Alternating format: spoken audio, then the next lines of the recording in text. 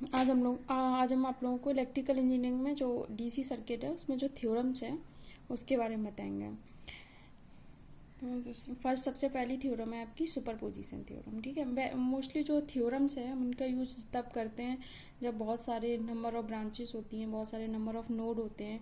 ठीक है, और हमें किसी एक पर्टिकुलर ब्रांच में रिस्पॉन्स या लोड पे आउटपुट निकालना होता है, तो उसके लिए हम थ्योरम्स का यूज करते हैं। ठीक है, तो फर्स्ट थ्योरम जो हमारी है वो है सुपरपोजिशन थ्योरम। थ्योरम की हेल्प से हम सर्किट्स को बहुत ईजिली सॉल्व कर सकते हैं। ठीक है, तो सबसे पहली थ्योरम है हमारी सुपरपोजिशन थ्योरम।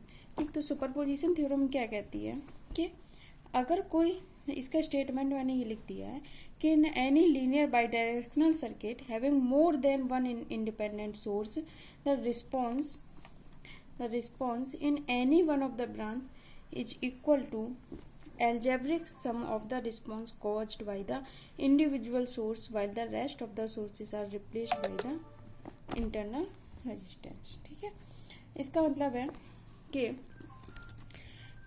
अगर कोई सर्किट हमें दिया है, ठीक है, अगर कोई सर्किट हमें दिया है और उसमें एक से ज़्यादा इंडिपेंडेंट सोर्सेज हैं। ठीक है, हमने आप लोगों को सोर्सेज पढ़ाए थे, voltage source, current source, dependent independent sources बताए थे क्लास में। ठीक है, तो अगर कोई सर्किट है, ठीक है, मान लीजिए ये सर्किट है, अगर कोई सर्किट है जिसमें एक से ज़्यादा इंडिपेंडेंट सोर्स है। ठीक है, देखो ये इंडिपेंडेंट सोर्स होते हैं।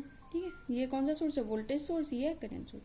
अगर किसी सर्किट में एक से ज़्यादा सोर्स हैं तो हमें उस सर्किट की किसी भी ब्रांच में कोई रिस्पॉन्स उसका निकालना है, तो हम क्या करेंगे कि एक एक सोर्स की वजह से निकाल लेंगे। ठीक है, मान लो अगर हम पहले वोल्टेज सोर्स को कंसीडर करते हैं तो हम करंट सोर्स को हटा देंगे।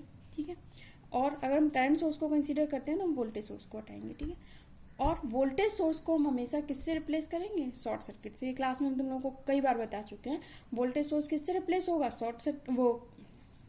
वोल्टेज सोर्स किससे होगा, शॉर्ट सर्किट से, और करंट सोर्स होगा ओपन सर्किट से। ठीक है, अब मान लो ये हमारा क्वेश्चन है। ठीक, इस क्वेश्चन में लिखा हुआ है कि फाइंड द वैल्यू ऑफ आई। ठीक है, आई बाय यूजिंग सुपरपोजिशन थ्योरम।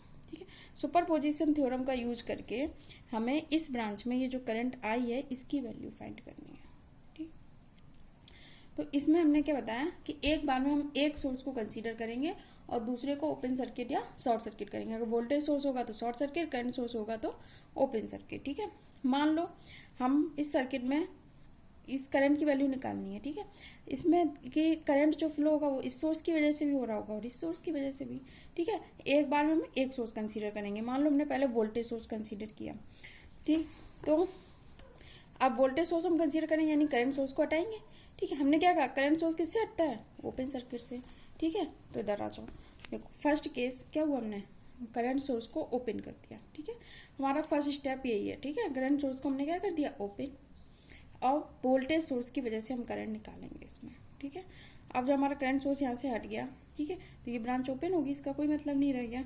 अब यहाँ इसमें ये हमारा क्लोज सर्किट है। ठीक है, इसलिए वोल्टेज सोर्स लगा 18 वोल्ट का और रजिस्टर लगा एक 3 ओम का और 6 ओम का। ठीक है, तो अगर हम इसमें करंट निकालनी है आई, तो क्या होगा, आई इक्वल टू क्या होता है, वी अपॉन आर। तो आर रेजिस्टेंस टोटल कितना है, 3 ओम और 6 ओम कितना हो गया, 9 ओम। ठीक है, और वोल्टेज कितना है, 18 वोल्ट। तो आई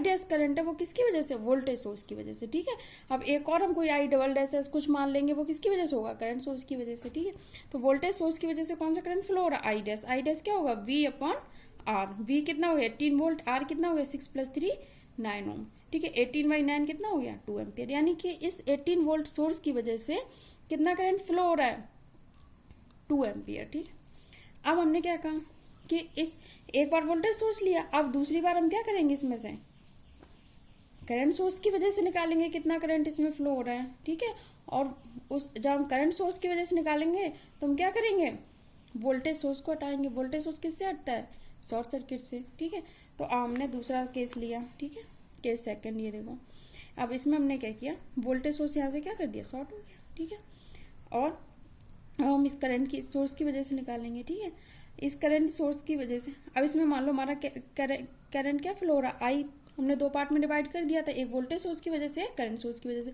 तो वोल्टेज सोर्स की वजह से क्या था, आई डैश, करंट सोर्स की वजह से क्या है, आई डबल डैश। ठीक है, अब ये देखो 9 एम्पियर, इसका एरो 9 एम्पियर जो इंडिपेंडेंट सोर्स है करंट का, इसका एरो किधर इस साइड है, ठीक है, तो करंट इस साइड फ्लो हो रहा है, ठीक है। करंट हमने तो हमें क्या बताया था, हमें always flows from higher terminal to lower terminal, इसमें करंट इस साइड से फ्लो हो रहा, ठीक है। अब ये करंट यहाँ आएगा, ठीक है, यहाँ आ गया मान लो, ठीक। यहाँ से दो रजिस्टर हैं, करंट डिवीजन रूल पढ़ाया था हमने तुम लोगों को कि करंट दो रजिस्टर में कैसे डिवाइड होता है, ठीक है। अब अगर हमें 6 ओम में निकालना है, ठीक है, तो हम पहले किसको कंसीडर करेंगे, 3 ओम को। तो I double dash equal to क्या हो जाएगा, 3 ओम इंटू करंट सोर्स कितना है 9 ampere upon sum of register, दोनों रजिस्टर का सम लेंगे 3 + 6, ठीक है। आई डबल एस कैसे निकलेगा, मान लो अगर हमें करंट में क्या करंट में उल्टा होता है, अगर हम 6 ओम में निकालना है तो हम 3 ओम को पहले ऊपर कंसीडर करेंगे, तो 3 ओम का रजिस्टर सोर्स कितना है 9 एम्पियर का अपॉन सम ऑफ दोनों रजिस्टर 3 + 6 यानी कि 9। अब ये देखो यहाँ पे माइनस साइन क्यों आया, क्योंकि अगर हमारे करंट की डायरेक्शन, करंट हमें इस डायरेक्शन में निकालना है, ये देखो आई एम्पियर, ठीक है, हमने इस डायरेक्शन में, लेकिन जो हमारे करंट का सोर्स है इसकी वजह से डायरेक्शन करंट इस डायरेक्शन में जा रहा है, यानी कि इसके जस्ट अपोजिट जा रहा, ठीक है। तो इसमें हम क्या लिखेंगे माइनस, इसलिए यहाँ पे माइनस आया। और हमने क्या किया, सुपर पोजिशन थ्योरम में हमने ऊपर बताया था कि जो फाइनल सम होगा वो होगा algebraic sum of responses. Algebraic sum का मतलब होता है कि हमें प्लस माइनस साइन दोनों कंसीडर करना है, बता चुके हैं हम एक बार पहले भी क्लास में, ठीक है। एल्जेब्रिक सम मतलब क्या, अगर डायरेक्शन भी कंसीडर करनी है, अगर प्लस माइनस जो भी आएगा उसे हमें कंसीडर करना है, ठीक है। तो आई डैश वोल्टेज सोर्स की वजह से हमारा करंट क्या आया था, आई डैश कितना आया था 2 एम्पियर। अब करंट सोर्स की वजह से हमारा करंट कितना आ गया -3 एम्पियर, ठीक है।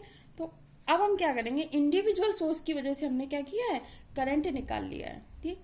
अब हम वोल्टेज सोर्स की वजह जो करंट आया और करंट सोर्स की वजह जो करंट आया दोनों को ऐड कर देंगे, तो हमें इस ब्रांच में कितना करंट आ रहा, इस ब्रांच में कितना करंट आ रहा, हमें टोटल करंट पता चल जाएगा। तो आई इक्वल टू हमने क्या किया, I dash plus I double dash S, ठीक है, यानी आई डैश कितना था 2 एम्पियर, आई डबल डैश एस कितना था -3 एम्पियर। तो इनका जब हमने सम किया तो हमें क्या -1, इसका मतलब क्या है, ये जो -1 एम्पियर करंट है वो इसमें फ्लो कर रहा है 6 ओम वाले रजिस्टर वाली ब्रांच में, ठीक है। और ये जो करंट है दोनों की वजह से है, वोल्टेज सोर्स की वजह से और करंट सोर्स की वजह से। अब इसी तरह से हमें कितने, अगर एक से ज़्यादा सोर्स दिए होते हैं, इंडिपेंडेंट सोर्स होते हैं, ठीक है, इंडिपेंडेंट डिपेंडेंट सोर्स हम तुम बता चुके हैं। अगर इंडिपेंडेंट सोर्स दिए हैं तो हम क्या करेंगे, एक बार में एक ही सोर्स को लेंगे। सुपरपोजिशन थ्योरम ये जनरली हम 2 सोर्स के लिए यूज करते हैं, ठीक है। और ज़्यादा सोर्स के लिए फिर हमारे पास आगे और थ्योरम आ जाती हैं, ठीक है, मिलमन्स थ्योरम वगैरह। तो इसके आगे हम तुम लोगों को वो थ्योरम्स बताएंगे। तो हमने क्या किया, एक बार में एक सोर्स लेंगे। और फर्स्ट स्टेप ये ध्यान रखना बेटा कि वोल्टेज सोर्स को हमेशा शॉर्ट सर्किट से रिप्लेस करोगे, करंट सोर्स को ओपन सर्किट से, और करंट की डायरेक्शन हमेशा कंसीडर करोगे, क्योंकि सुपरपोजिशन थ्योरम ये कहती है कि जो रिस्पॉन्स होता है किसी भी एक पर्टिकुलर ब्रांच में वो क्या होता है, algebraic sum of the responses caused by individual sources, यानी कि एल्जेब्रिक सम होता है। तो हमें डायरेक्शन भी कंसीडर करना जरूरी है, ठीक है। आगे की थ्योरम हम आप लोगों को नेक्स्ट क्लास में बताएंगे।